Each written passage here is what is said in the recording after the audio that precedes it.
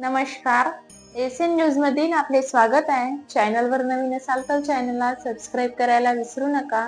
चला तर पाहूयाची विशेष बातमी।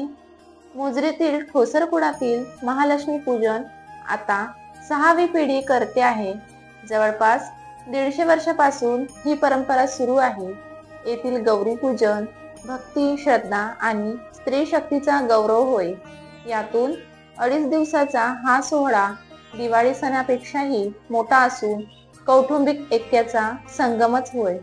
महालक्ष्मी व्रताची परंपरा 6व्या पिढीतील डॉक्टर सौ रुपाली प्रशांत ठोसर आणि डॉक्टर सौ मोनालिसा सागर ठोसर या दोघी सुना प्रेम, आनंद आणि भक्ती सौख्याने साजरा करीत असून परंपरा चालवित आहे।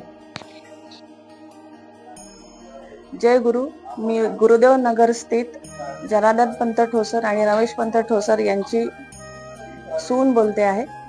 आमच्याकडे सर्वसाधारण 150 वर्षापासून ही महालक्ष्मी बसवण्याची परंपरा सुरू आहे।